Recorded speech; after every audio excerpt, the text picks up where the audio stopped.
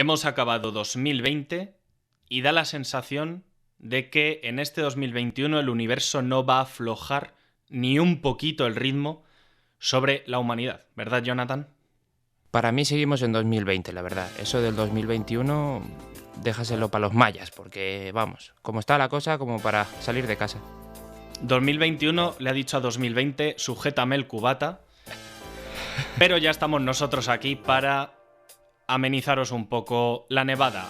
Muy buenas, Jonathan. Muy buenas, Alejandro. En el programa de hoy del Micro de la Caverna, feliz año para todos, por cierto, vamos a hablar de la que se ha liado en Estados Unidos y lo vamos a analizar desde nuestro punto de vista, que seguro que os resulta interesante. Vamos a hablar luego del regreso a la gran pantalla de Alex Garland, uno de los buenos, uno de los nuestros. Hablaremos de la noticia que llevamos siguiendo ya unos programas sobre el tema HBO Max y su nueva forma de distribución. Vamos a hablar también sobre los cines Zoco de Majadahonda para hacerles un pequeño y merecido homenaje y sobre David Cage, el creador de algunos de los mejores videojuegos de los últimos años.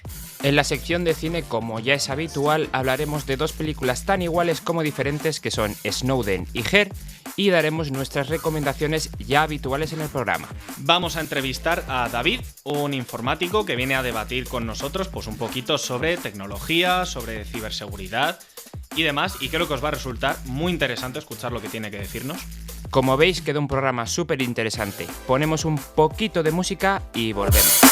Vamos a empezar ya hablando directamente de los sucesos que han ocurrido en Estados Unidos en los últimos 2-3 meses, más o menos desde las elecciones, porque hay mucho que comentar, hay mucho que analizar y para nosotros tiene un punto de vista muy interesante.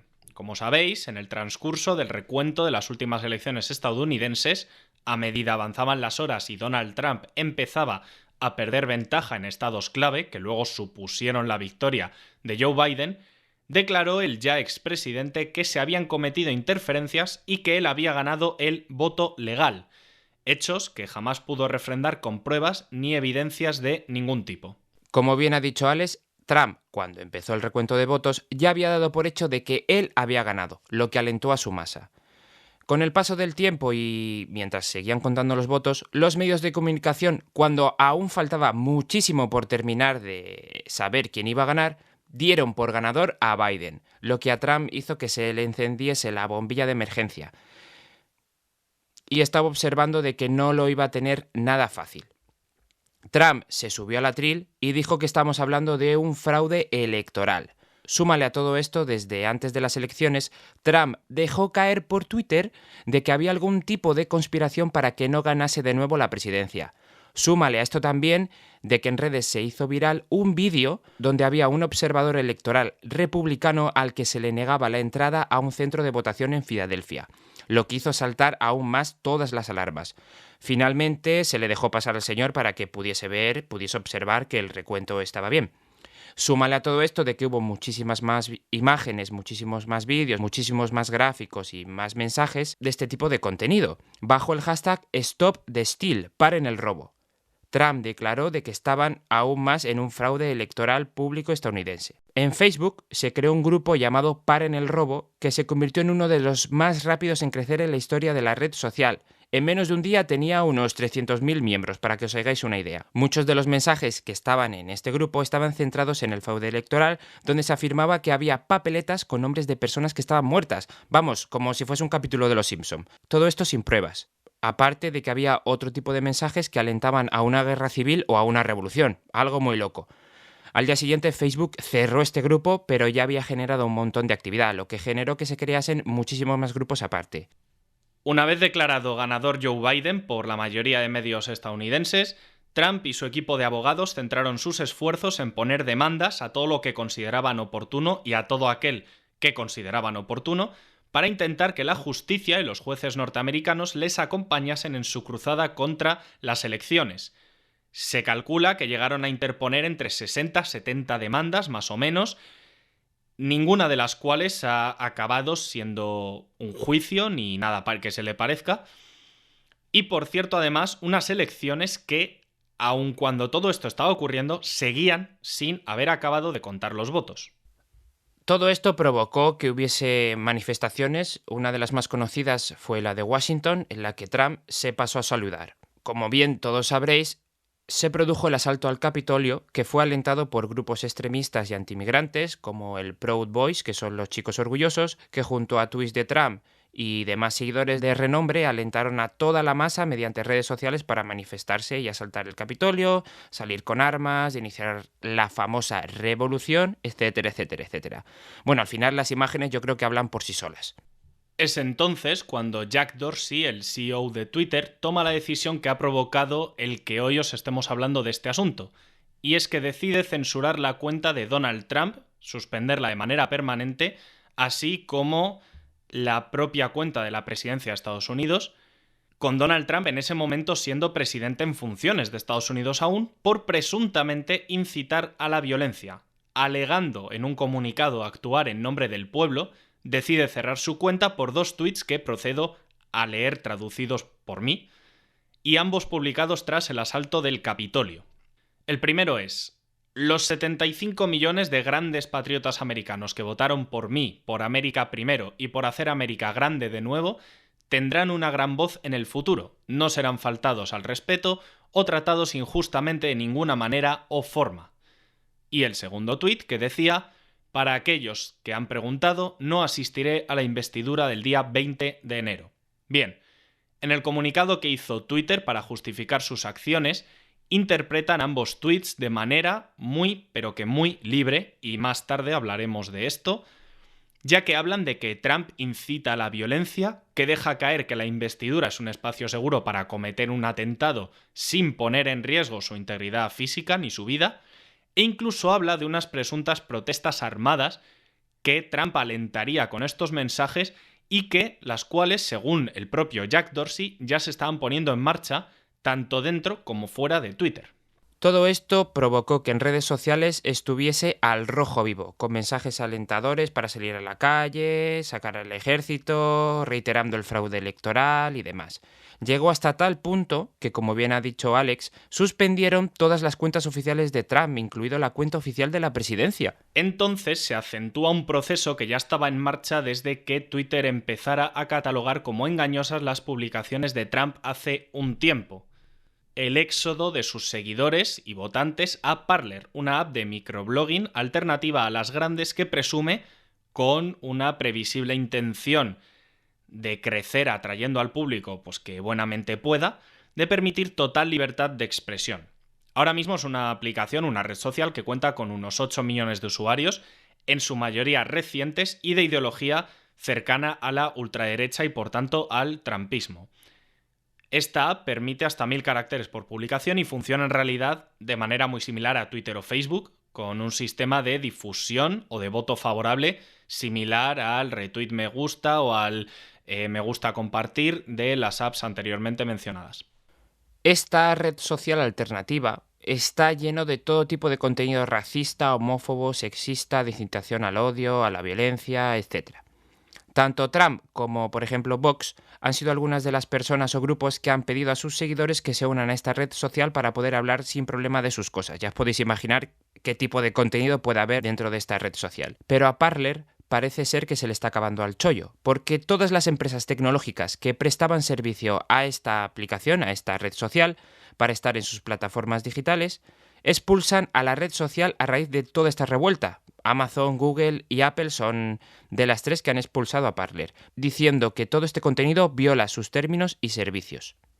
Bueno, el resumen de la noticia sería este, pero ahora lo que queremos hacer es un poquito comentar las principales ideas que tenemos en cuenta sobre esta noticia. Y lo primero que tenemos que dejar claro para ello, ¿vale? Nosotros, tanto Johnny como yo, somos 2 personas que obviamente no nos callamos ante las cosas que pensamos, pero tampoco nos hemos manifestado políticamente nunca en este programa ni de a quién votamos o a quién no. Pero lo que sí os dejamos claro es que a ninguno de los dos nos hace la más mínima gracia Donald Trump. ¿Estamos de acuerdo, no? No es santo de nuestra devoción, la verdad. Perfecto. Ahora, ¿cuál es el problema? Que tampoco estamos ni mucho menos a favor de lo que ha ocurrido aquí porque es un acto de censura. Y el problema es que no es un acto de censura cualquiera, porque Jack Dorsey el jefe de Twitter, el dueño de Twitter, ha hecho literalmente lo que le ha dado la gana. Es decir, él es un empresario privado que a nivel, legal, sobre el papel, ¿no?, tiene los mismos derechos, obligaciones y capacidades que un ciudadano cualquiera.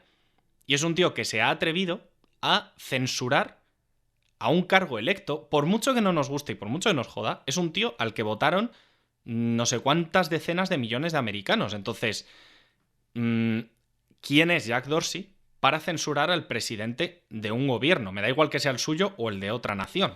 Aquí estamos viendo claramente el poder que tienen las redes sociales, los medios de comunicación, sobre todo Twitter, Facebook, Instagram y demás. Este señor, con el poder que tiene, ha dicho, pues bueno, yo lo voy a censurar porque me da a mí la gana, porque le sale de por ahí, y es lo que ha hecho. Lo que estamos hablando de censura, lo que dice Alex, yo creo que esto es bastante, digamos, llamativo a la hora de tener en cuenta hasta qué punto este señor tiene la capacidad de elegir lo que está bien o lo que está mal. Porque este señor al final lo que ha dejado claro es que tiene una ideología clara y esto en realidad lo tiene que juzgar un juez, no un señor que ha creado una empresa y como se manifiesta por ahí, dice, pues a mí no me gusta tu tuit, pues ala, pum, adiós, a tu casa. Claro, no, señor, y aparte, esto no es así. Esto no va así. No seamos hipócritas con esto, porque ha habido muchísima gente, en España también, que no sé lo que nos importa, pero bueno, celebrando este acto contra Donald Trump. Y yo digo dos cosas. Primero, a mí me tienen que convencer muy mucho de la interpretación que hace Twitter de supuesta incitación a la violencia o tal, o señalar objetivos para un atentado terrorista o no sé qué, con los dos tweets que acabamos de ver, que, insisto, no los he elegido yo, es que en el propio comunicado de Twitter son los dos tweets que mencionan. Y aparte, si mañana esto mismo se lo hacen a el político que hayáis votado vosotros, que me da igual el que sea, o el que hayamos votado John y yo, que no interesa el que sea, seguro que no lo celebráis tanto. Entonces no hay que ser hipócritas. Es que es lamentable por los tweets por los que han censurado a Trump. O sea, es que yo tengo tweets que son solo un GIF o una imagen que ofenden más que esas dos juntas. O sea, Trump sí es verdad que tiene algún tweet que es, digamos, pues un poquito más ofensivo, pero que, joder, que no es nada del otro mundo. O sea, yo he visto tweets de personas que son una barbaridad. Y que siguen ahí. Claro. Y este señor, por decir que no va a ir a la investidura porque no quiere, porque a lo mejor quiere quedarse viendo, yo qué sé, Orange de New Black en su casa, pues la han censurado. Pues no. O sea, es que no tiene sentido ninguno. Pero es que tú acabas de sacar otro de los puntos claves para mí, que es cuándo actúa Twitter con ciertas cosas que pasan en su red social. Porque vamos a ver, exacto, no se han atrevido a tocar a Trump en 4 años que ha estado gobernando, en los que ha soltado fake news, discurso del odio, en los que ha amenazado con bombardear otros países, en los que ha hecho y dicho literalmente lo que le ha dado la gana, incluso insultando a otros cargos públicos, y sin embargo ahora que saben que se pira y que viene otro jefe, ahí es cuando sí se atreven contra él. Ahí es cuando todos abandonan el barco, no solo Twitter, ¿eh? Gente de su equipo también, cuidado, que cuando vemos asomar la cola al lobo nos vamos todos a casa. Cualquiera que uséis Twitter, sabéis que Twitter entre las redes sociales probablemente es el mayor pozo de mierda que hay. O sea, en Twitter, por mucho que ahora se haga campañita de hoy nos vamos a Parler ofendidos, la ultraderecha hace lo que le da la real gana, se difunde pederastia como le da la gana. Y no nos vayamos muy lejos, porque cuando pasó todo el tema de la manada, toda la información que había sobre la chica se soltó por Twitter. Todos sus datos. O sea, y ahí no hicieron nada. Exactamente. O sea, vamos a ver, hay que ser un poco coherente con las acciones, hay que tener un poquito de cabeza, joder. Es tremendo el tema, pero bueno, lo vamos a dejar por aquí. Lo que queríamos era invitaros un poquito a la reflexión sobre ello, más que nada porque si le damos a empresarios, sean de lo que sean, de una red social o de cualquier empresa, la capacidad de censurar cargos públicos, estamos sentando un precedente bastante peligroso para el futuro. O sea, ¿os imagináis que aquí prohibiera hablar el dueño de Mercadona a Pedro Sánchez? Sería grave, ¿no? Pues reflexionad sobre ello. Miedo me da a mí ahora el comité de desinformación, fíjate. Miedito me da. Pero bueno, vamos a pasar a hablar de otras cosas un poquito más alegres, ¿no? Sí, por favor.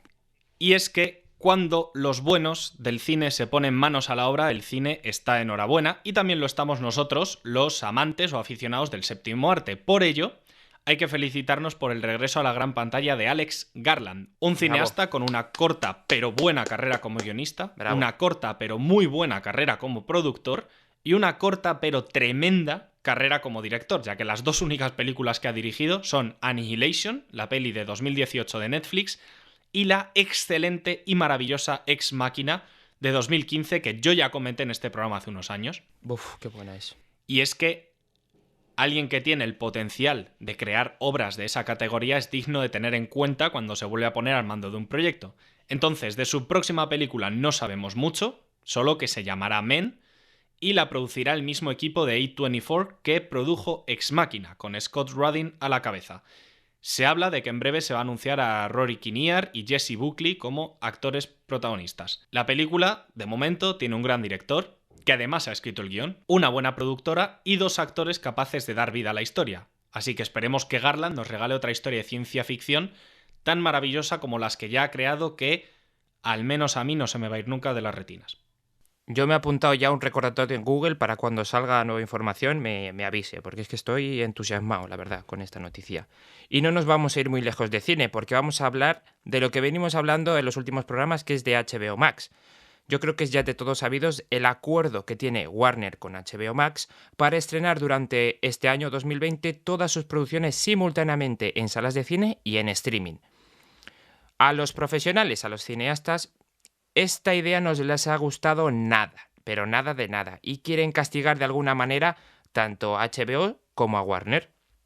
Villeneuve, nuestro director favorito, ha sido uno de los cineastas que está súper en contra de este método, ya que ha dicho que pone en peligro la secuela de su última película, Dune, y que esto va a alentar a que la piratería triunfe. Otra de las producciones que tiene muchos problemas con Warner es la película de Godzilla contra King Kong, una película que todavía no entendemos por qué se está haciendo, pero no, la verdad es que no. Es una coproducción con Legendary, los cuales no ven tampoco con buenos ojos esta iniciativa y aún siguen negociando con Warner la manera de ver qué hacen finalmente con la película. Por otro lado, los usuarios de HBO están celebrando esta idea. O sea, es normal. Yo incluso a veces digo, joder, es una buena manera, pero bueno, a ver cómo acaba todo esto. Yo soy más de cine, ya lo sabéis. Lo bueno es que los estrenos de estas películas no supondrían una carga adicional al pago de la suscripción. No como otros, ¿verdad, Disney? Me cago en 10. Todo esto ha supuesto un problemón porque se está perdiendo dinero por todas partes. Y según informa Bloomer, Warner pagará por adelantado a todos los equipos de todas las películas y cambiará las cláusulas de bonificación basadas en la taquilla, porque de normal los equipos creativos cobran por porcentaje de recaudación, entonces tienen que cambiar esto si las van a estrenar en la plataforma de HBO Max. El jefe de las cadenas de AMC, Adam Aron, una de las principales cadenas de Estados Unidos, cadenas de cine, ha dicho que harán todo lo que esté en su poder para poder parar los pies a Warner. Sobre todo en cuanto a lo de los sueldos del equipo creativo, se llama capitalizar, ¿vale? Y bueno, pues muchísima gente cobra un porcentaje en función de los resultados en taquilla de las obras en las que participan. Por lo tanto, si Warner les compensa por ahí, a priori no es malo, pero también, bueno, yo sigo diciendo lo mismo. Creo que sacar las películas de los cines no me gusta. El problema es dónde van a sacar tanto dinero con todo lo que se han gastado. También. Los que no se gastan mucho y también son unos cines muy a reconocer son los cines Zoco de Majadahonda, a los cuales, como hilo, madre mía, queremos hacer un pequeño homenaje desde nuestro humilde a la par que brillante podcast y además tan merecido como el que más. Enhorabuena a estos cines por el 7º aniversario que celebraron recientemente. Y para que lo sepáis, lo que les hace grandes a estos pequeños cines es que desde hace 7 años son autogestionados por una plataforma vecinal que dirige Javier López, que los salvó del cierre y olvido al que se veían abocados allá por 2013, cuando Renoir, la empresa propietaria de esas salas, los iba a clausurar por culpa de un ERE. Los majariegos se negaron y consiguieron reunir 150.000 euros para poner en marcha las salas, consiguiendo que los dueños se las alquilasen. Han consolidado un público fiel, maduro y quizás menos palomitero con su apuesta por la versión original y otro tipo de películas, y las salas más acogedoras y cálidas frente a la inmensidad impersonal y fría que tienen los multicines, tipo Kinépolis, ¿no? Como se nota, también lo digo, que en Majadahonda calzan buena cartera, porque 150.000 euros probablemente no en todos los barrios podrían tener una iniciativa así, pero en cualquier caso es una gran noticia para la industria, así que ojalá y sigan funcionando durante muchos años. Y seguimos con buenas noticias, y es que David Cage, el creador de juegos tan famosos como Detroit Become Human o Heavy Rain, ha aprovechado el nuevo año para felicitar a sus seguidores por Twitter e insinuar que haría posibles anuncios a lo largo de este año. Estamos hablando de un nuevo juego, una nueva secuela de las que ya ha sacado, no lo sabemos. Recordemos que David Cage trabaja con la productora Quantic Dream, que está especializada en este tipo de juegos narrativos, en los que solo han hecho 4 durante su carrera. Y el primero fue Fahrenheit para PlayStation 2, que fue el segundo juego de la compañía, pero fue verdaderamente el que empezó todo este tipo de estilo de videojuegos, en el que tú decides, tienes distintos finales y demás. Recordemos que David Cage y su productora revolucionaron el videojuegos con sus producciones, siendo más cinematográficos, tomando decisiones que afectan al transcurso del juego, distintos finales, juegos con una mecánica súper sencilla, a los que todos prácticamente podemos jugar aunque no se te den bien. Yo creo que para el mundo de los videojuegos es una noticia bastante interesante y que yo creo que tenemos que tener muy en cuenta. De hecho, yo creo que tú has apuntado algo muy importante, y es que estos videojuegos son en parte democratizadores, ¿no?, del consumo de videojuegos. Porque no todo el mundo, ¿vale?, y además ya con a lo mejor cierta edad o sin estar tan acostumbrados desde pequeños, es capaz de jugar a juegos pues de más exigencia mecánica, ¿no?, tipo los shooters, tipo de deportivos. Y estos videojuegos están al alcance de cualquiera porque mecánicamente son muy fáciles. O sea, digamos que... súper sencillos. Claro, es algo que es capaz de acercar los videojuegos a todo el mundo. Pasa lo mismo, y esto no me lo tengáis en cuenta, pero pasa lo mismo con el doblaje, que al final dices, vale, a mí no me gusta ver las pelis dobladas, pero el doblaje tiene una función de acercar la cultura cinematográfica a gente que pues a lo mejor no está acostumbrada, le cuesta más al principio o lo que sea. Entonces es valorable. Y a mí personalmente, igual que a ti, estos videojuegos que han sacado me encantan. Así que estaremos pendientes. Son la hostia, la verdad. Y bueno, después de un atracón de información, vamos a poner otro temazo que nos ha traído Alex y volvemos con cine.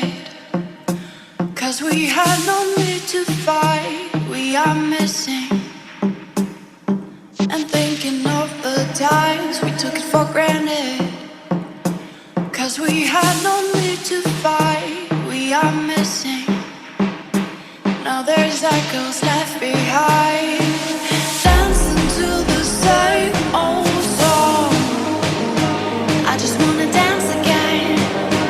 I just wanna dance again. We used to be here all night long. We danced together. Now I'm left here on my own.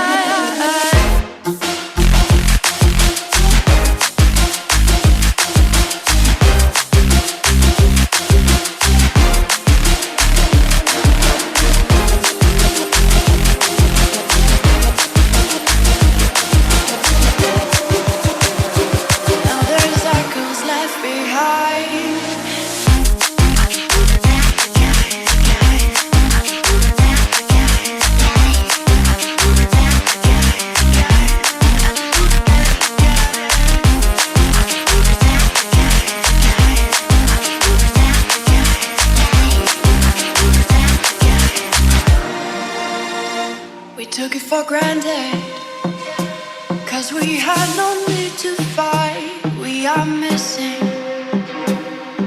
And thinking of the times we took it for granted. 'Cause we had no need to fight, we are missing. Now there's echoes left behind. Dancing to the same old song. I just wanna dance again. I just wanna dance again. We used to be here all night long. We danced together. Now I'm left here on my own.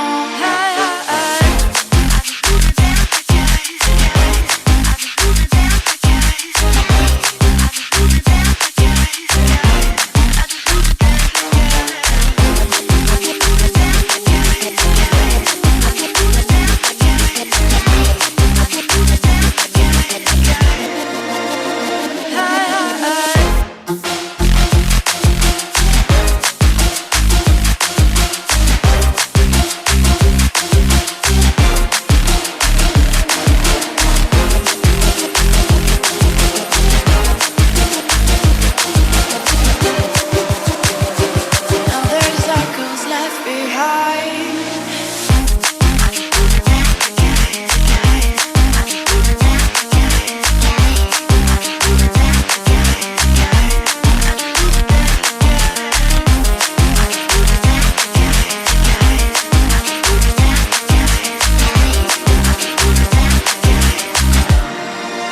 Vamos a seguir con la línea que llevamos en todo el programa de hablar de tecnología, de moralidad con la tecnología, al hablar de nuestras películas, ¿verdad, Jonathan? Sí, porque yo creo que la película que nos vas a hablar ahora mismo es, aparte de interesante, súper necesaria de ver, sobre todo ahora. Pues sí, y es que hoy vamos a hablar de Her, la película de 2013 dirigida y producida por Spike Jonze, que se une perfectamente a la línea temática que hemos tenido en el episodio de hoy sobre, como decía, la moral y la tecnología. En este caso nos cuenta la historia de amor entre Theodore, un escritor de cartas, y Samantha, que es una asistente de inteligencia artificial encarnada en voz de mujer, que evoluciona hasta adquirir conciencia y voluntad propia. Si explicase algo más de la trama os estaría privando del placer de descubrirla por vosotros mismos, así que lo voy a dejar ahí, ¿vale? Yo desde que aprendí algo sobre el mundo audiovisual he defendido que el cine es un lenguaje y como todo lenguaje se puede hablar, escuchar y entender. Bien, Her es una película muy fina que se puede disfrutar por cualquiera, pero que adquiere la categoría de obra maestra cuando puedes disfrutarla a ese nivel que acabo de explicar. No es una película de lenguaje cinematográfico puro como la mítica trilogía Qatsi, ¿te acuerdas? Que nos ponían en la universidad. Total. Pero es una película en la que todas las decisiones técnicas y artísticas están supeditadas a la narrativa, hechas por y para acompañar lo que nos está contando el guión. Es una película que te narra la historia en todo el plano y que se nota que se ha hecho con claridad, con premeditación y alevosía, como si de un crimen se tratara, pero no lo es, desde luego. Sobre todo con mucho mimo, también con una atención al detalle espectacular y sin dejar absolutamente nada a la casualidad o al azar. Un placer visual y narrativo para que disfrutemos de una historia que te atrapa desde el primer fotograma. Podría destacar cualquier aspecto de la película, pero yo me voy a centrar personalmente en aquellos que considero claves para el resultado final. El primero es el impoluto trabajo de Spike Jonze como director y guionista. Un guión perfectamente estructurado, creativo, original además, y preciso, que nació de un artículo en el que Jonze leyó sobre una inteligencia artificial con la que se podía chatear en internet. O sea, es decir, de una idea tan básica como esa, surge una historia realmente impactante. Y de hecho, la Academia se lo reconoció con el Oscar a Mejor Guión Original, por cierto, más que merecido ese año y casi cualquier otro que se hubiera presentado. Su trabajo como director no se queda atrás, ya que la cohesión que muestran todos los elementos de la película es perfecta. Como dije antes, no hay nada al azar y todo está pensado para remar en una misma dirección artística. La fotografía de la obra, que es otro de los aspectos clave, corre a cargo de Hoyt van Hoytema, nombre que he podido pronunciar bien, pero probablemente lo he hecho fatal, que es un artista nórdico conocido por ser el habitual colaborador de Christopher Nolan desde Interestelar. Y hay que decir algo. Si en las últimas películas de Nolan podemos decir que, sin ninguna de ellas ser especialmente buenas ni brillantes, hablo de Interstellar, Dunkirk y Tenet, al menos tienen una fotografía bien trabajada, porque todo hay que decirlo y eso no se le puede negar. Pero es que en Her probablemente alcanza un nivel superior. El uso que hace de la luz, tanto natural como artificial, y es importante hacer esa distinción, y el significado que le da a esa iluminación, junto con el uso del color, es absolutamente increíble. O sea, de verdad es capaz de meterte en la historia gracias a su buen hacer con estos elementos. Her es una de esas obras que te llena los ojos cuando la ves, porque la sientes como elegante, como preciosista, casi de manera inconsciente. O sea, es inevitable que te des cuenta de lo bonita que es estéticamente hablando. A mí lo que más me llama la atención de la película, de la que también he podido disfrutar, es que la estética, el diseño, es, aparte de que entiendo que está ambientado en un futuro, digamos, distópico, cercano o lejano, es tan cercano a la realidad, aunque tenga digamos, sus elementos futuristas y demás, que es que a veces asusta un poco. Es decir, lo que estamos viendo puede suceder ahora mismo. Claro, el departamento de arte y el diseño de producción no los he mencionado en concreto porque ya si no hacíamos un podcast de 2 horas, pero de Oscar. O sea, es que es impresionante, de verdad. Solo os digo una cosa, para los que lo veáis, Buenísimo. cuando hay algún momento en el que el protagonista esté en su apartamento, paradlo y fijaos en la decoración, fijaos en los detalles, fijaos en los objetos que hay. Es espectacular, de verdad. Para rematar, he querido dejar el plato fuerte para el final. Jonathan, ¿podemos por favor hablar del reparto de esta película? Uf, por favor, o sea, me ha encantado. Vale, pues vamos allá.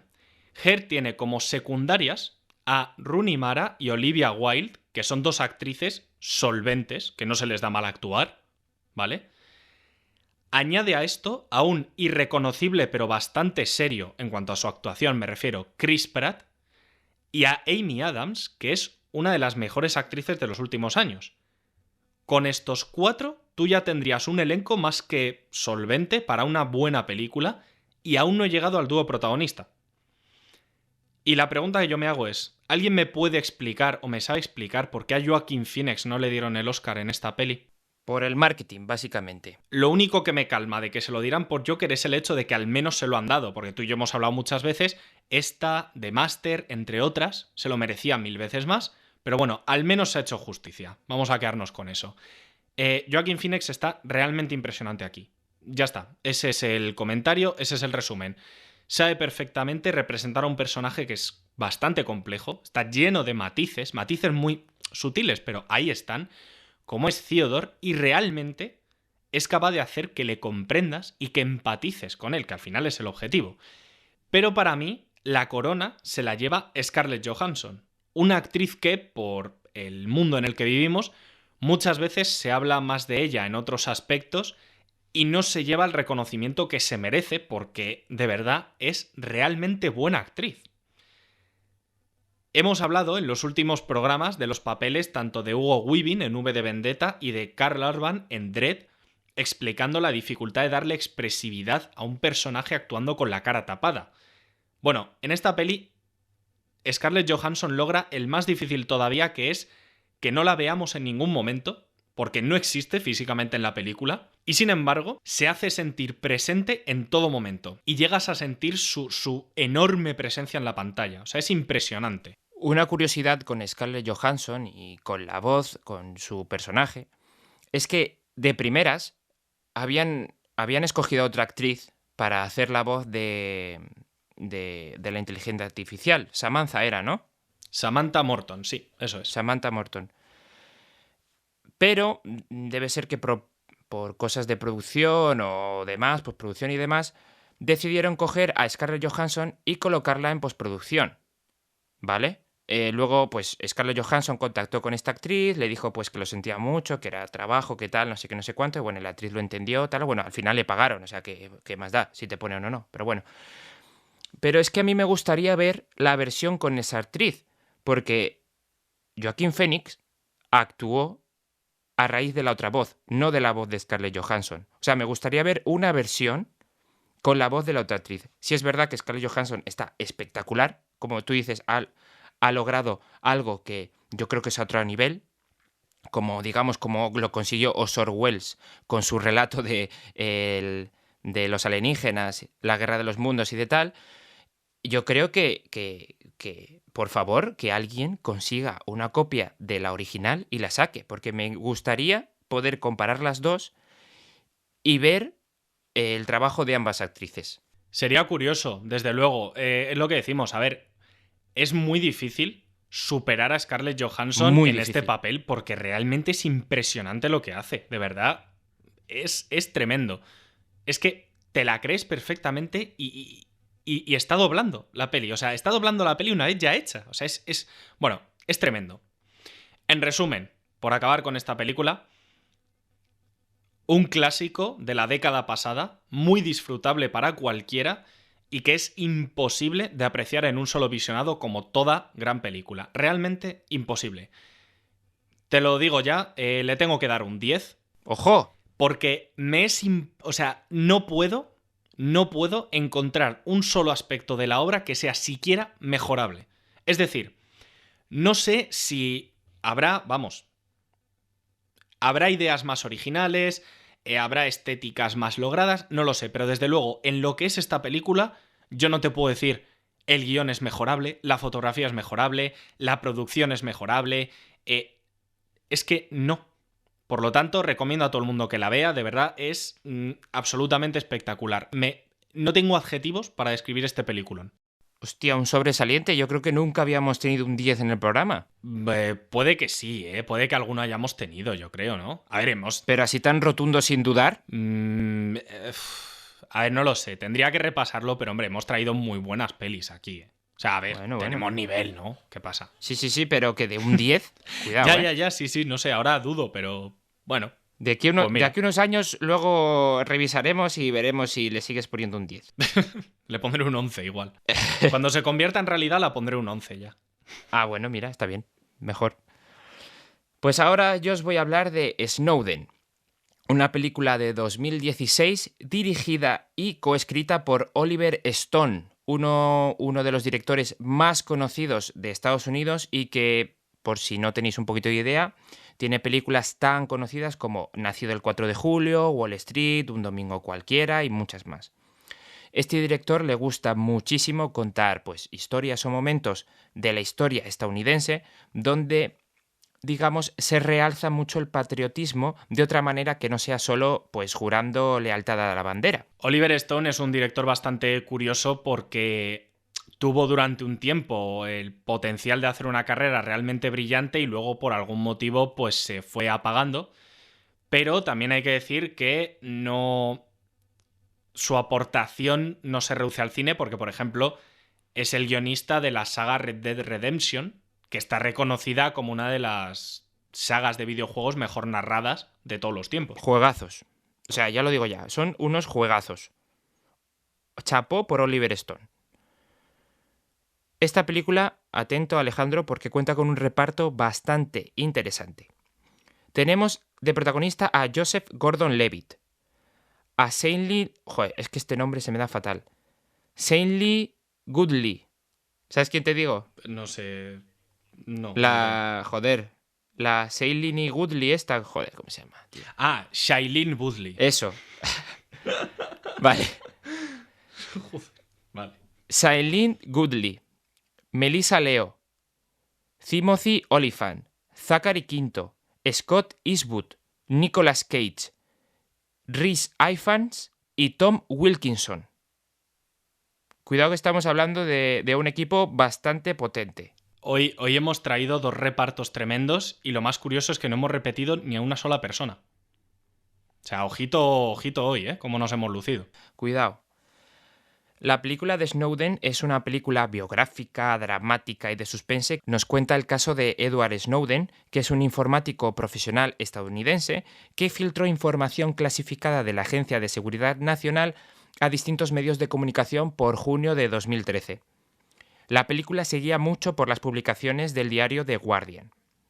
Para quien no conozca mucho el caso, Se trata de que la Agencia de Seguridad Nacional utilizaba un programa secreto de vigilancia mundial que, en principio, era para detectar terroristas.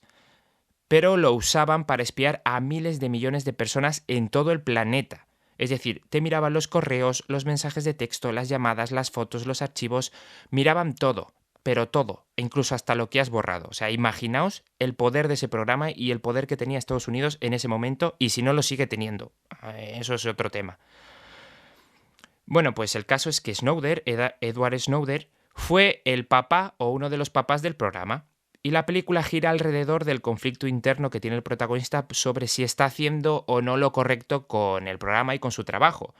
Y ese dilema al final afecta a su vida personal y también a su propia salud. Uno de los problemas que para mí tiene la película es que cae mucho en el error de estar constantemente lavando la imagen de Snowden, hasta el punto de alterar incluso parte de los hechos para mejorar la imagen del protagonista.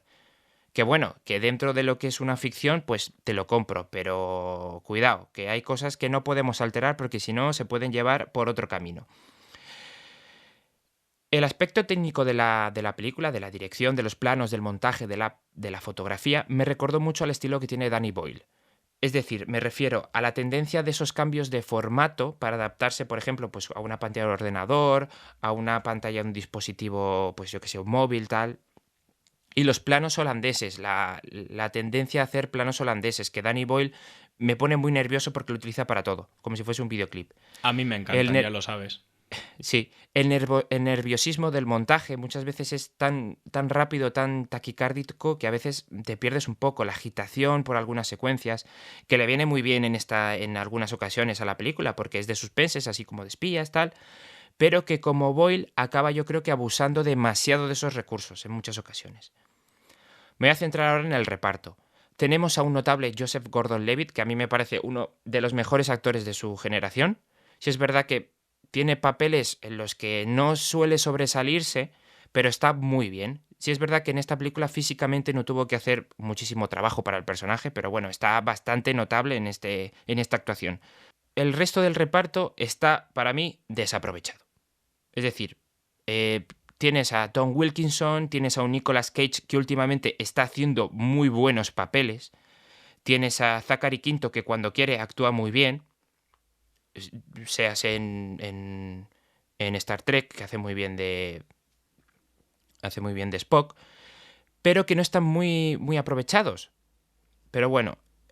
Y luego tenemos a Shailene Woodley, que hace de la pareja de Snowden y que aporta frescura, da ese tono más humano a la película. ¿Vale? Es una película que digamos que no está al nivel de Her, porque yo creo que al nivel de Her no creo que llegue una película de este calibre, pero que relata muy bien lo que es el caso, de cómo Estados Unidos tuvo tanto poder en su mano, pero tanto poder en su mano, que se acabó ahorcando a sí mismo. Y yo a esta película, esta vez me has ganado, pero yo creo que por bastante, le voy a poner un 6,5. 6,5, 7. Va siendo más generoso. A ver, yo creo que es una peli que hay que ver sobre todo por conocer más a fondo el caso Snowden, que es uno de los más llamativos respecto a lo que estamos hablando hoy un poco, ¿no? La línea que llevamos precisamente de censura, espionaje, tecnología y tal, que además pasa igual que con el caso Julian Assange, que yo creo que son los mayores escándalos de la década pasada, quizá justo junto a la lista Falciani, pero ya un poco menos, que son casos en los que el público, el pueblo, merecía saber ciertas cosas que estaban ocurriendo y en vez de perseguir a los culpables de, como en este caso, un programa de espionaje global, se persiguió a la persona que lo denunció. Exacto, se le persigue pues por traición a la patria, por ese sentimiento que tiene Estados Unidos por salvar una tela con colores que básicamente no sirve para nada. Pero porque esa tela oculta los intereses que oculta. Mira cómo Julian Assange lleva no sé cuánto tiempo viviendo en una embajada, le han detenido y vete a saber lo que va a pasar con ese pobre señor por el simple hecho de filtrar cosas que han hecho representantes públicos y que deberían ser conocidas por el pueblo y juzgadas. Pero bueno, en esas estamos, ¿no? Y hablando de malos y de buenos, el caso Snowden, lo que os he contado del programa secreto para vigilar a todo el mundo, fue durante la presidencia de un tal Obama, que tiene un premio Nobel solo, básicamente, por ser moreno, que ya me lo podían haber dado a mí, ¿vale? Es que, pues eso, sí, es que para qué comentarlo. Si es que... Tan muy bueno Obama que escucho por ahí que Obama no sé qué, pues míralo, ¿eh? Tan bueno no era. Y de hecho uno de los mayores escándalos que desveló Wikileaks de mano de Julian Assange fue que Hillary Clinton, vamos, los emails que le encontraron a Hillary Clinton en los que se reconocía la financiación y el apoyo al Estado Islámico. Es que esto es madre mía. Si es que da para 25.000 programas. En fin. Es que no, una cosa... Sí. Hoy creo que hemos estado bastante bien. Vamos a recomendar dos cosas que, bueno, creo que acompañan bastante, ¿no, Johnny? Yo voy a recomendaros una de las series que más reciente... Bueno, os voy a recomendar dos, ¿vale? Una más, digamos, fuera del tono que lleva el programa y otra dentro del programa. Voy a empezar por la de fuera del programa. Os voy a recomendar la serie de Veneno, dirigida y escrita por los Javis, Javier Ambrosi y Javier Calvo. Una de las series, digamos, actualmente mejor hechas, porque técnicamente sí es verdad que estos chavales, cuando, como no otros, Nolan, les das dinero, hacen cosas buenas. O sea, estos chavales lo que necesitan son recursos para hacer cosas guays. Una serie que retrata muy bien lo que ha sido la televisión española durante los años 90, que tampoco es que haya cambiado mucho, cómo se anclaban a lo morboso, a lo que le gustaba a la gente, pues lo que es historias de familias enfrentadas, lo que eran historias oscuras que luego triunfaban en la televisión, cómo se movía, las audiencias. Pero es que esta serie relata sobre todo lo que era la vida de Cristina Ortiz, la Veneno, que era una personaje, digamos, bastante histriónica en los años 90, y que hay una frase de la serie que resume muy bien lo que fue la vida de este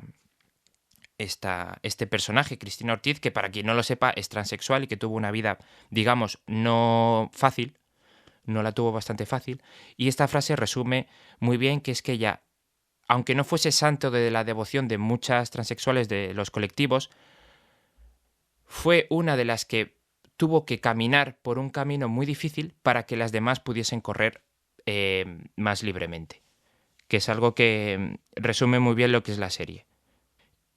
Y la otra cosa que os quiero recomendar, entrando dentro de lo que es el estilo que llevamos hoy del programa, es un documental de Netflix que se llama El dilema de las redes sociales. Que, como bien dice su nombre, pues es un poco lo que venimos hablando, el conflicto que tienen las redes sociales de, con ciertos mensajes, con cierto tipo de contenido, pues manipular, digamos, a la gente, a los usuarios.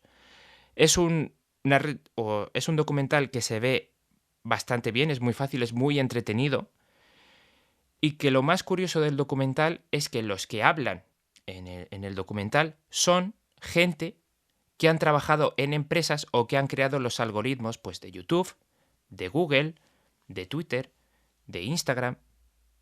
Son gente que ha creado esos algoritmos o que ha trabajado desde el principio en esas empresas y que por ciertas cosas han dejado de trabajar ahí. Ya no quiero decir más. O sea, vosotros tenéis que ver el documental. Porque si estas personas que han sido los papás y las mamás de YouTube, de Instagram y de Google han decidido irse de esas empresas por tales acciones que han decidido tomar, ¿por qué es? O sea, al final yo creo que este tipo de documentales son muy necesarios, sobre todo ahora, y sobre todo más para los padres y para los jóvenes. Pues yo no pensaba hacerlo, pero te voy a calcar las recomendaciones. Voy a empezar por una serie, miniserie, como lo queráis llamar. El concepto miniserie para mí a veces es un poco confuso, pero bueno. Que es Creedme, Unbelievable, ¿vale? Una serie, como digo, que narra la historia de una chiquilla que es violada y a la cual básicamente presionan entre unos y otros de manera que al final se derrumba y acaba admitiendo una denuncia falsa que no es cierta. Un tiempo más tarde, 2 agentes de policía empiezan a investigar una serie de violaciones pues perpetradas con el mismo modus operandi, que pues desembocan en unirse con esta primera violación. En fin, sin querer entrar en más detalles de la trama, una serie, primero, muy eficiente, técnicamente bien, narrativamente bastante bien, además con una narrativa, digamos, que a veces sientes como que no avanza la trama, pero es porque realmente el trabajo de investigación policial te lo refleja como algo difícil y por tanto tiene lógica que cueste avanzar en la investigación, que no sea de repente, como ocurre en algunas series, ¡hala! Ya hemos encontrado al malo porque de repente me he puesto a mirar el cuadro de fotos así con una mirada muy intensa y me ha venido la inspiración. No. Pillan al malo porque investigan, porque trabajan, porque reúnen pruebas y al final llegan a, pues, el juicio, etc, etc. Bueno, sin más, de verdad, muy recomendable, está en Netflix, la podéis ver todos. El papel de la... no me acuerdo cómo se llama la actriz protagonista, me vais a perdonar.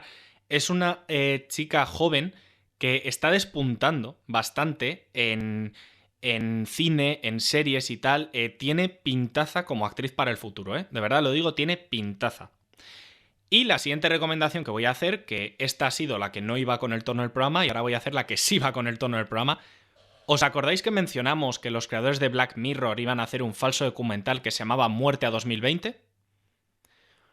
Pues lo he visto, es buenísimo, es reírse durante, no sé si dura una hora, hora y poco, es risa continua, de verdad. Hugh Grant me ha sacado carcajadas, Samuel L. Jackson me ha sacado carcajadas, el resto del reparto, bueno, de verdad, es que no quiero entrar, tenéis que verlo, punto, ya está, no hay más.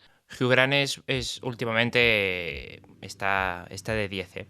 Últimamente Es está muy papá, bien. últimamente es papá, así de claro.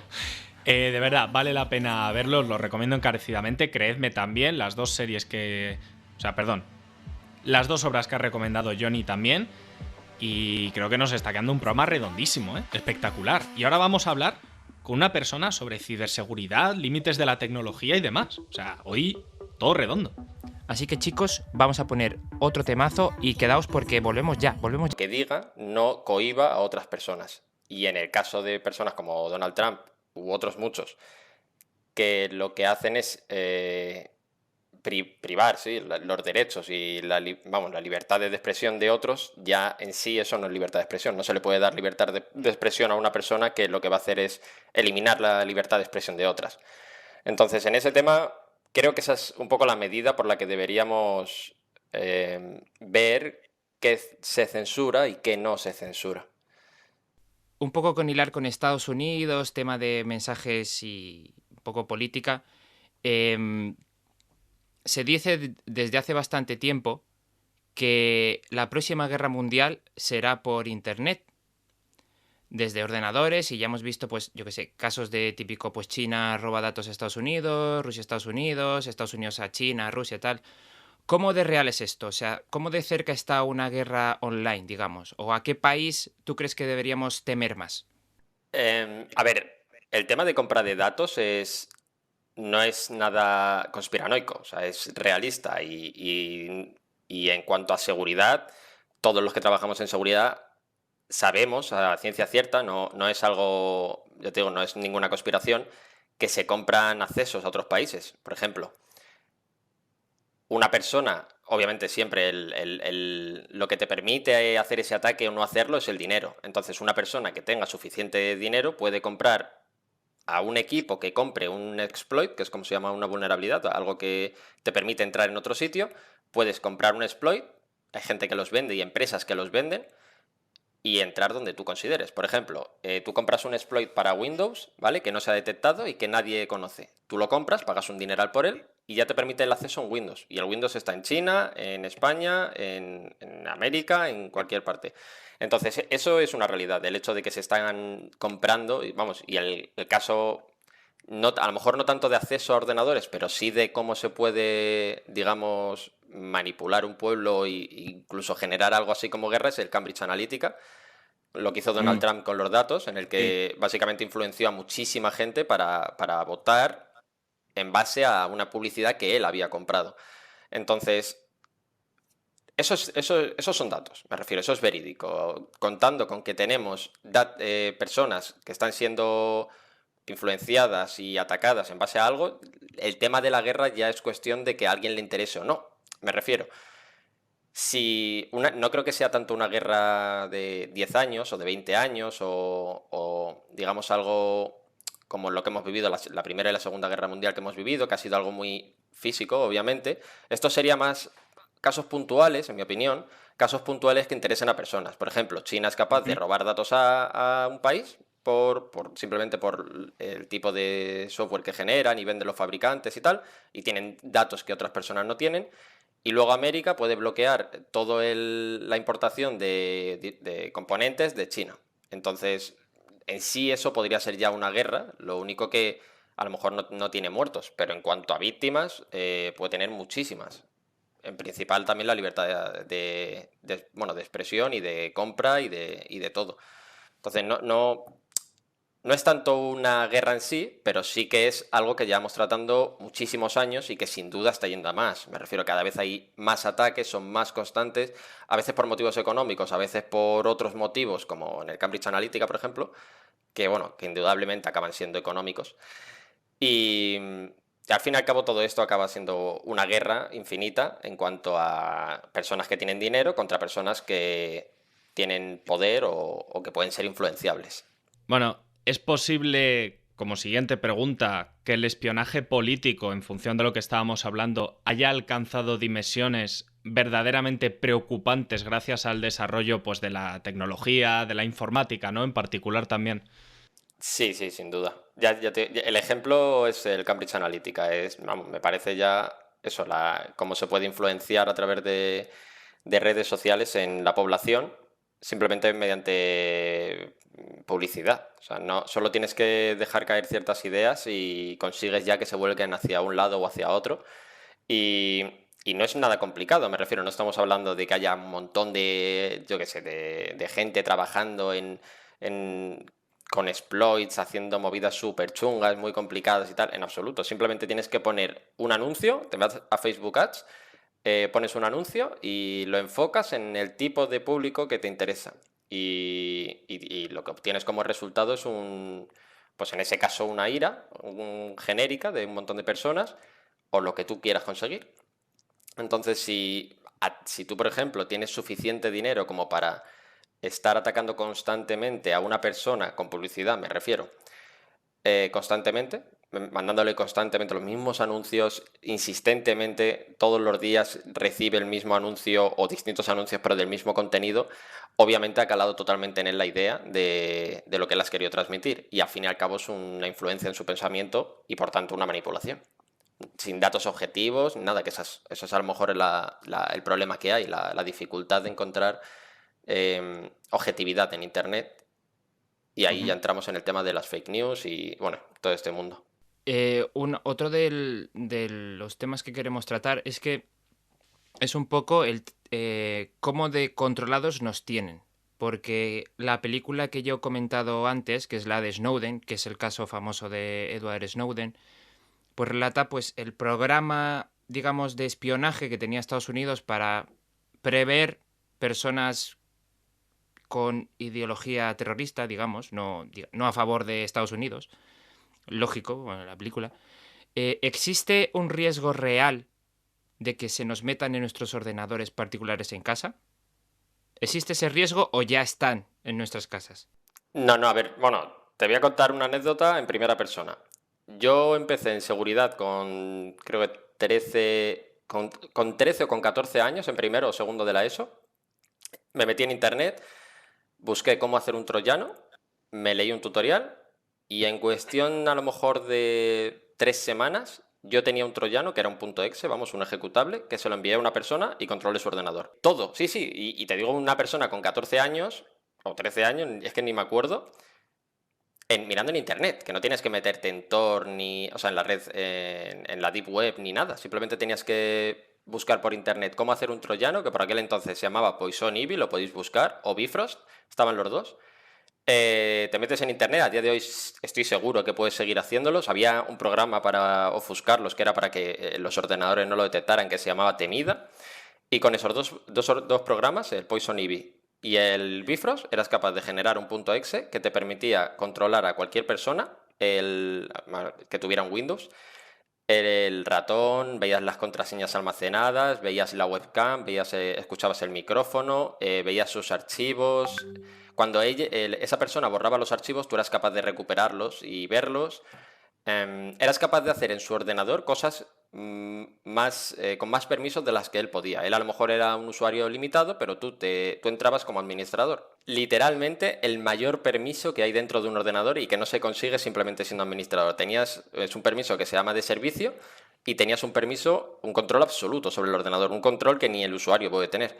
Entonces, imagínate, y eso te digo, personas con 14 años, o sea, y no es que yo fuera muy espabilado, en absoluto, era seguir un tutorial en internet y ya estás, te metías en Portal Hacker o en Infierno Hacker, que eran las típicas páginas de aprender este tema, y lo hacías ya te digo, en 3 semanas aprendí a hacerlo, y me hinché a hacerlo, o sea, me refiero, no es que dijeras, bueno, pues a lo mejor fue una temporada en la que no había muchos antivirus, que va, eso duró años, y eso, por supuesto, ha evolucionado. Ahora es mucho más complicado, sí que es cierto, pero también se sigue haciendo. A día de hoy, un niño de 14, 15 podría todavía seguir haciéndolo.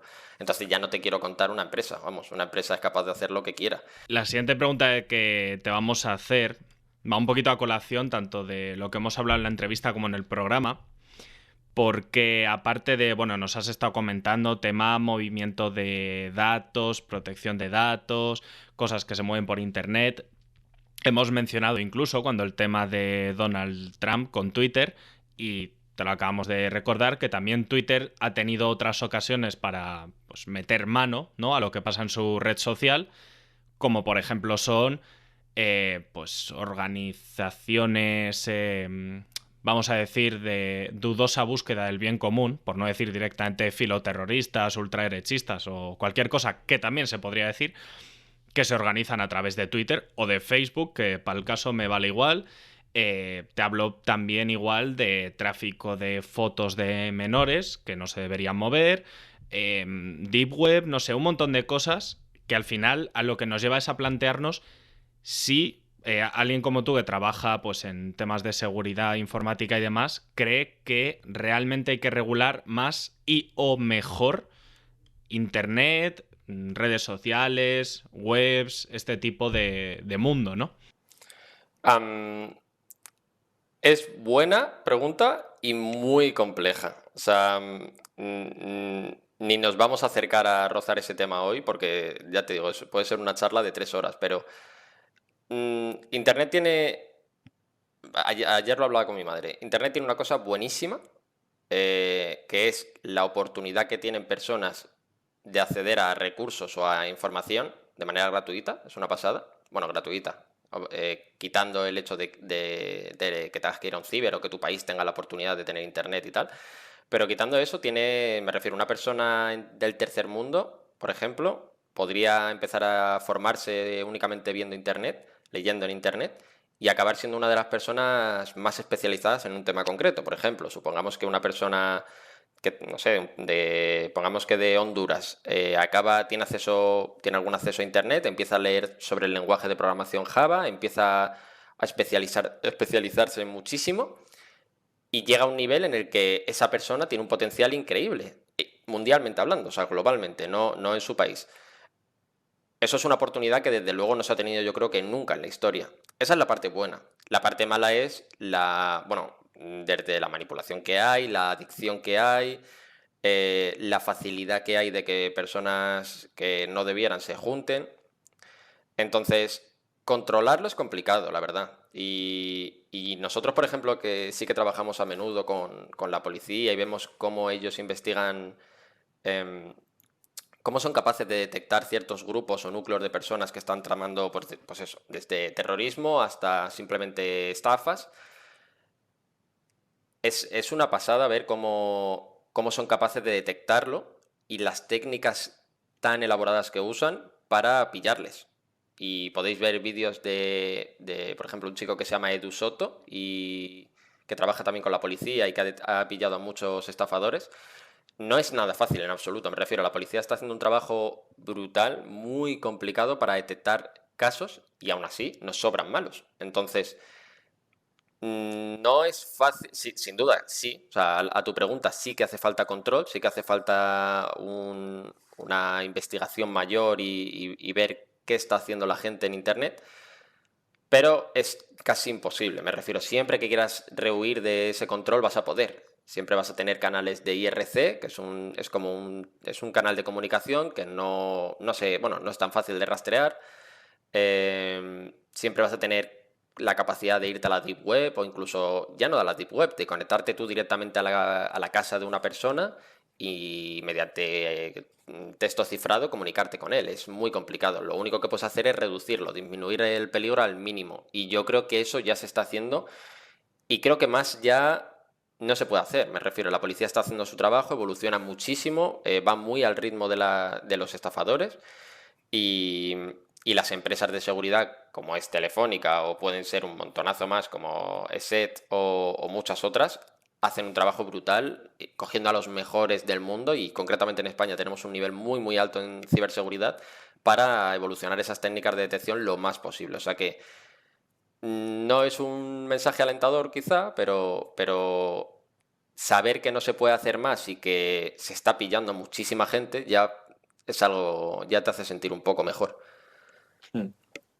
Vamos, que Internet va 1000 pasos por delante, básicamente. Sí, sin duda. Al fin y al cabo son 3 organizaciones para intentar equilibrar el trabajo de millones de personas que hay haciendo de todo. Me refiero ahí, o sea, no es que haya 1000 personas, o sea, 1000 millones de personas haciendo el mal. Es simplemente que una persona hace una aplicación que es la hostia, y llega otra persona y se da cuenta de que si usa esa aplicación de cierta manera, se le saca un provecho buenísimo. Para el mal, obviamente. Entonces, ya son 2 personas trabajando para un objetivo malo. La que lo ha hecho sin conocimiento, porque ha hecho una herramienta muy buena para el mundo y tal, y el que lo ha utilizado de manera maligna. Ese es el problema que hay, que es muy difícil controlar todo eso y estar constantemente analizando cuáles son los malos casos de uso que hay de cada aplicación. El Bifrost, de hecho, el que os comentaba, que era un troyano, era un ejemplo así. Realmente se llaman troyanos porque son herramientas de control remoto. O sea, está hecho para que tú desde tu casa, pues como un TeamViewer, que tú puedas controlar otro ordenador desde una parte remota, desde, por ejemplo, controlar el ordenador de la oficina desde tu casa. Pero si alguien descubre que puede hacer eso engañando a la víctima y diciéndole, oye, dame este número, pues al final lo que haces es meterte en su ordenador y controlarlo. O sea que realmente el programa es bueno, simplemente que si engañas a la víctima, pues consigues un mal uso. Quiero que pasemos a un tema más actual, porque joder, yo creo que todos somos conscientes de que estamos en una era tecnológica, sobre todo el poder que tienen las redes sociales, y que al final ahora nos comunicamos por ellas con todo, trabajo, familia, todo. Quiero que me digas un poco cómo de seguras son las redes sociales, porque es que al final colgamos todo ahí. Técnicamente muchísimo. Quiero decir, Técnicamente. claro, el equipo, por ejemplo, Facebook, que es al fin y al cabo el que tiene más control de las redes sociales, tiene un equipo de seguridad, un amigo mío trabaja allí, de hecho, tiene un nivel de seguridad buenísimo. Y las personas que trabajan en Facebook en seguridad son de las mejores del mundo. Y el nivel técnico que hace falta para ser capaz de encontrar una vulnerabilidad en una red social es muy complicado. Me refiero, no es algo que encuentre una persona, lo tiene que encontrar un grupo de personas o una empresa. Entonces, técnicamente no tiene sentido intentar atacar una red social. En cambio, digamos que individualmente o por fallo más bien personal, es muy sencillo. Y esto lo digo porque a mí me llegan cada 2 semanas una persona diciendo me han hackeado el móvil, me han hackeado el Instagram, ya no tengo mi cuenta. No, ya os digo que no. A nadie le roban la cuenta. O le has dado la contraseña a tu ex, que es lo más habitual, siempre es eso, o la has dejado apuntada en un sitio, o te han hackeado un email y tienes la misma contraseña en todos los sitios, ¿vale? Esas son las opciones que hay. Pero que te hackeen a ti individualmente haciéndote algo es realmente complicado. No tiene sentido que te intenten hackear el ordenador para encontrar una contraseña. Ya te digo, al fin y al cabo es un ataque individual hacia tu persona y ya tienes que tener algo de mucho valor como para que alguien vuelque ese esfuerzo en sacar eso. Por ejemplo, en el caso de que fueras, te voy a poner bueno, y esto me ha pasado a mí, ¿vale? Yo una vez, de una de esas personas que digamos, no sé si se puede decir eso, pero de una de esas personas que yo encontré una contraseña, probé a ver en cuántos sitios tenía esa contraseña. Y la Uy, qué tenía mal. en muchos sitios, entre otras, el banco. Entonces, Ostras. la historia es, supongamos que yo por lo que sea encuentro una contraseña, ¿vale? En un POSIT de un email de una persona. Si tienes el email ya tienes todo, obviamente, porque te metes en BVA, le das recuperar contraseña, te la manda Gmail y ya está, y ya lo tienes. Ahora tienen un poco más de seguridad porque hay segundo factor de autenticación, o deberían tenerlo todas las personas, pero bueno, teniendo el email generalmente tienes el control de todo, y el 90% de las personas yo creo que tienen la misma contraseña para todo. Entonces, si eres una influencer enorme y tienes, por ejemplo, 20 millones de seguidores, a lo mejor tiene sentido que te intenten atacar robando, o sea, metiéndote un troyano en el ordenador para averiguar tu contraseña del Instagram, para quitarte el Instagram. Robarte fotos. Sí, sí, eso es, Sí, robarte míticos fotos casos, claro, de fotos. o que intenten directamente, yo qué sé, quitarte el dinero que tienes tú pues no sé, de lo que has ganado de YouTube o de lo que sea. Pero generalmente yo creo que el problema mayor es lo que es el scam, que es básicamente engañar en cuanto a básicamente dar una imagen de algo que no es, o como un phishing, por ejemplo, que también es muy habitual, que te envíen un email o una notificación en alguna red social o lo que sea, diciéndote que si haces ciertas cosas, pues que puedes optar a algo, o simplemente de, oye, somos tu banco, te recordamos que nos tienes que enviar tu contraseña, o tienes que actualizar tu contraseña, y resulta que no es el banco.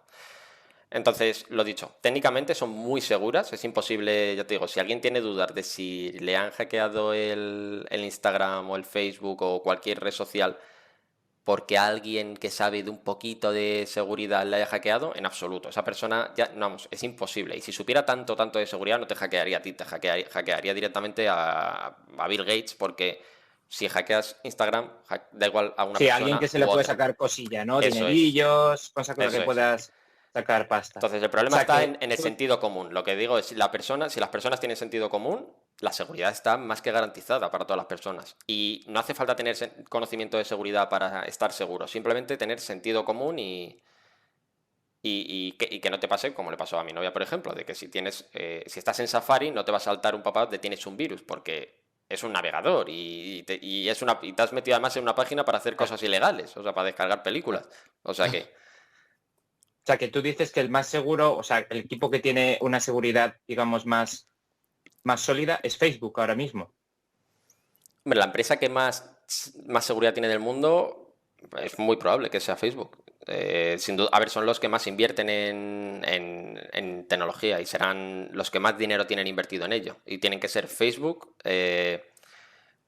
Amazon, Microsoft, tienen que ser todas esas empresas. También te digo, una cosa es la seguridad, digamos, técnica y otra cosa es lo que pasó con el Cambridge Analytica, que eso ya es otra movida. También está considerado seguridad y porque es privacidad, pero es un mal caso. O sea, no es un agujero de seguridad, ¿vale? Y de hecho, una cosa donde, vamos, muchos de los que trabajamos en seguridad participamos en lo que se llaman bug bounties, que básicamente es Facebook, por ejemplo, si tú encuentras una vulnerabilidad y te paga, según cómo de grave sea esa vulnerabilidad, te paga más o menos dinero. Y hay muchísima gente trabajando de eso. Entonces, tú te encuentras una vulnerabilidad en Facebook, la reportas y te has llevado en ese día 2.000 euros, 3.000 euros. Yo como usuario.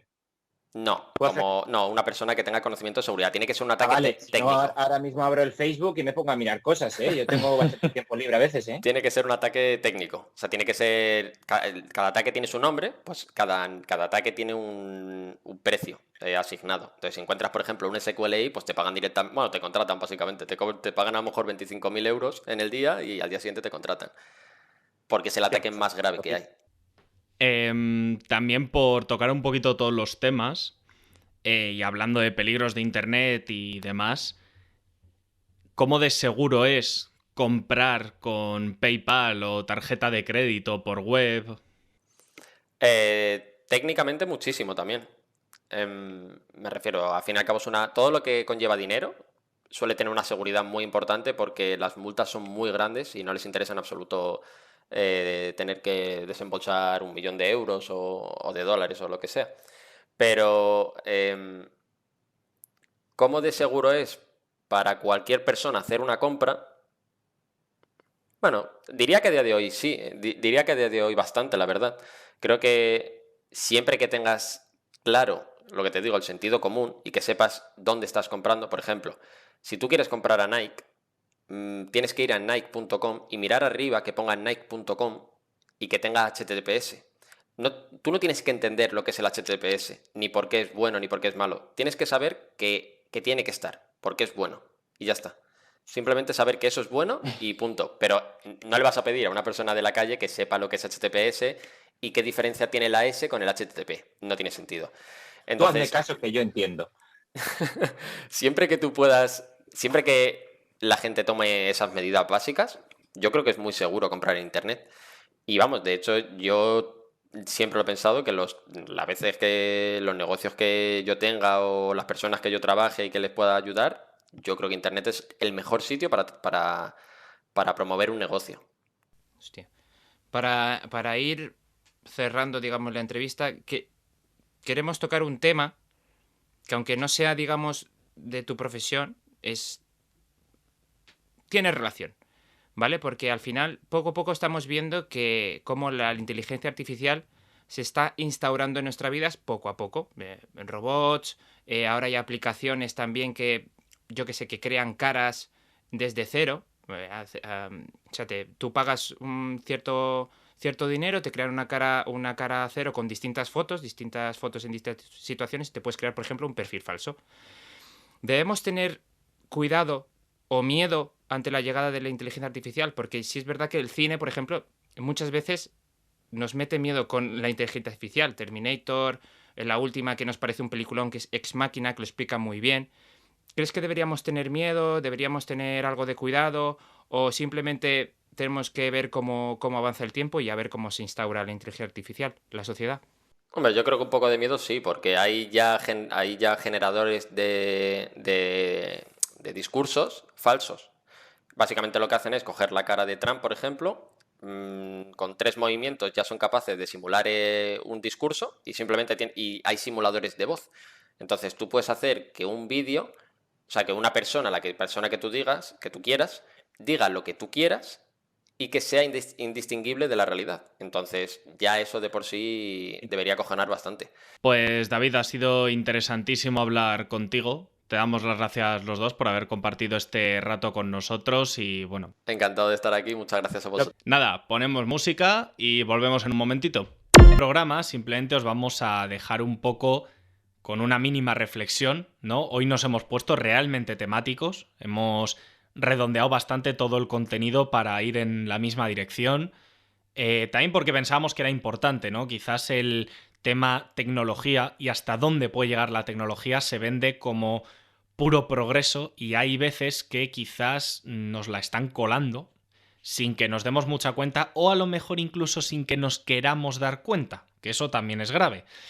Entonces, bueno, simplemente queríamos invitaros en este programa a reflexionar un poco sobre hasta dónde llega el poder de la informática, de la ciberseguridad, de las redes sociales, para que ante todo tengamos los ojos abiertos, porque como hemos mencionado, Snowden, Assange, son casos que realmente deberían poner los pelos de punta. Al final, yo creo que esto está en manos de cada uno. Utilizamos las redes como nos dé la gana, utilizamos la información como nos dé la gana, como ha hecho Twitter, como ha hecho Snowden, que él mismo podía haber cogido y decir, pues bueno, me callo la boca y sigo con mi trabajo, pero al final se decidió arriesgar su vida básicamente para que nos demos cuenta de que en realidad no somos tan libres como parecemos. O sea, al final la libertad de expresión tiene letra pequeña, digamos. Y esto lo tenemos que tener muy en cuenta para todo lo que subamos, todo lo que digamos, porque al final estamos muy vigilados por todos los aspectos, porque si no, no existiría, yo creo que las redes sociales. Al final tenemos toda nuestra vida en un móvil y aún más. Pero bueno, yo creo que es necesario hablar un poquito de esto, tanto de lo que ha pasado con Trump, recomendaciones de películas porque así lo tenemos muy claro, recomendaciones de series, de documentales y poco más que decir, tener cuidado y seguir... Poneos la mascarilla. Correcto. Poneos la mascarilla y si ya sois muy conspiranoicos con estos temas, pues el gorrito de aluminio también, que seguro que ayuda. Encantados de volver, de empezar 2021 con buen pie, con vosotros y nada, nos vemos en el próximo episodio, que no tardará mucho. Hasta pronto, chicos.